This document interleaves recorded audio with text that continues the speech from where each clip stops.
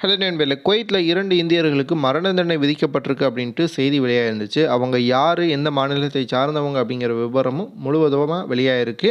குவைத்தில் வரக்கூடிய ஞாயிற்றுக்கிழமை விடுமுறை தினமாக குவைத் அரசாங்கம் அறிவிச்சிருக்காங்க. என்ன காரணம் அப்படிங்கிறத பார்க்க போகிறோம். நிறைய குவைத் பற்றிய முக்கியமான தகவல்களும் இருக்குது. வீடியோ முழுவதுமாக பாருங்கள். முதல்ல இந்த மகிழ்ச்சியான செய்தியை பார்த்துருவோம்.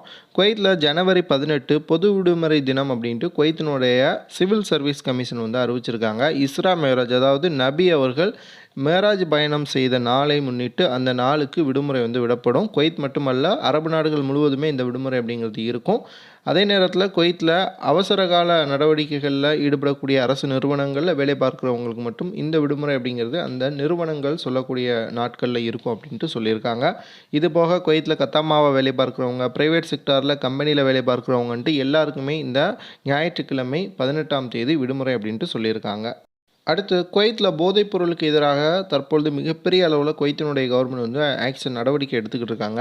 அந்த அடிப்படையில் குவைத்தில் போதைப்பொருள் வழக்கில் மரண தண்டனை விதிக்கப்பட்ட 2 இந்தியர்கள் குறித்த செய்தியை தற்போது வெளியிட்டிருக்காங்க. போதைப்பொருள் வழக்கில் கைது செய்யப்பட்ட 2 இந்தியர்களுமே கேரள மாநிலத்தை சார்ந்தவங்க அப்படிங்கிறது தெரிய வந்திருக்கு.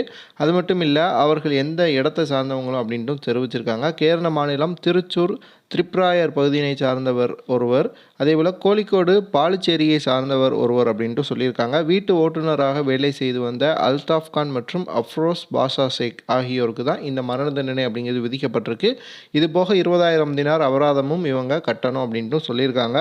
குவைத்தில் போதைப்பொருள் வழக்குகளில் பிடிபடக்கூடியவங்களுக்கு தற்பொழுது மரண தண்டனை தான் விதிக்கப்பட்டுக்கிட்டு இருக்கு. அது நீங்கள் சின்ன தப்பாக செஞ்சிருந்தாலும் சரி, பெரிய தப்பாக செஞ்சிருந்தாலும் சரி. ஸோ ரொம்ப இந்த போதைப்பொருள் விஷயத்தில் கவனமாக இருங்க. இது இல்லாமல் சின்ன சின்ன தவறுகள் செய்யக்கூடியவங்களுக்கு இந்தியன் எம்பசி மூலமாக ஒயிட் பாஸ்போர்ட்டை அடித்து அவங்கள சொந்த நாட்டிற்கு அனுப்புவதற்கும் குவைத் அரசாங்கம் தற்பொழுது எல்லா நடவடிக்கையும் எடுத்துக்கிட்டு இருக்காங்க. அடுத்த தகவல், குவைத்தை பொறுத்த வரைக்கும் ஒரு ஆண் வந்து பெண் உடையை வந்து அணியக்கூடாது, ஒரு பெண் ஆண் உடையை வந்து அணியக்கூடாது. அந்த மாதிரி அணிந்த ஒரு நபர் ஏற்கனவே இந்தியர் ஒருத்தர் ஜனவரி 3ஆம் தேதி இந்த நியூ இயர் கொண்டாட்டத்தின் போது ஒரு வீடியோ எடுத்து இன்ஸ்டாகிராம், அதேபோல் ஃபேஸ்புக்கு, சமூக வலைத்தளங்களில் வந்து போட்டிருந்தார். அது வைரலாக பதிவானதில் குவைத்தினுடைய கவர்மெண்ட் அவரை கைது செய்து சொந்த நாட்டிற்கு வந்து அனுப்பியிருந்தாங்க.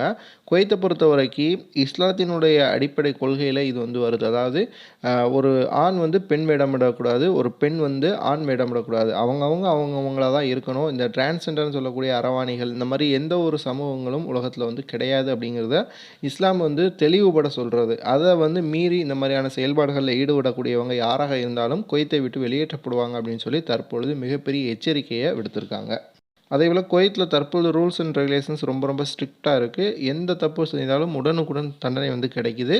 ஸோ ரொம்ப கவனமாக இருங்க. இந்த வீடியோ உங்களுடைய நண்பர்களுக்கு சப்ஸ்கிரைப் பண்ணிக்கோங்க.